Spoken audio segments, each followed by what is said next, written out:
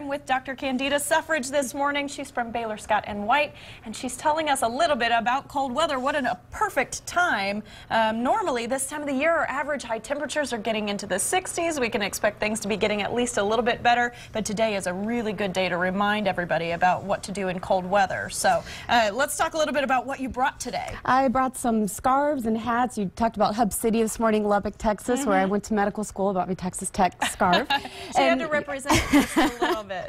And you're right, it kind of catches us off guard. We don't have this kind of weather in Texas very often. That's right. It makes us not know what to expect. Exactly, and especially that ice on the roads, on the sidewalks. You know, every year around when we have these weather storms, a lot of times we see fractures and sprains in the clinic from people that walk outside, just step outside their house and don't anticipate the ice that they slip and fall on. So it's really important that you be aware of that. You make a really good point. And today we have the potential for up to 1/10 of an inch of freezing rain to hit even, we're talking patios and walkways. So this is going to be one of those days where I'm sure your hospital is going to be a little bit on the busy side. So what's the best thing that we can do to make sure everybody stays safe? So layers of clothing, you know, stay warm, keep your hands and your head covered, because those are kind of potential areas for exposure, especially little kids, babies and toddlers. You know, they have a large surface area on their heads, so it's important to keep hats on our little ones as well as gloves. All right, and let's talk a little bit about, you brought some pet stuff as well that I'm seeing here on the desk. Yeah, I think it's really important to remember our furry family members. Sure, so keep them inside if at all possible. Keep them warm as well. You can snuggle up with them to stay warm.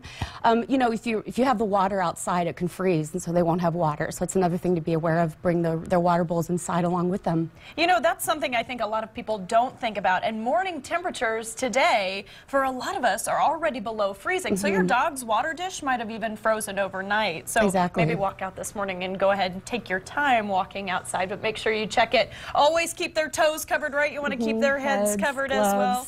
Keep hydrated. And something to keep in mind, I know that this is going to be something you tout a lot, is that mittens are actually a little bit better than gloves, aren't they? They keep that body heat together. That's right. So skin to skin will keep you warmer. All right, all right. Good things to keep in mind, especially if you send the kiddos outside this morning. I know that a lot of schools have canceled area activities throughout the weekend, so if you're going to go let them play outside, just make sure you make them bundled up and keep them safe, because you don't want to be visiting her hospital. That's Dr. right. Candida Suffrage, thank you so much for joining us this morning. Nice to be here.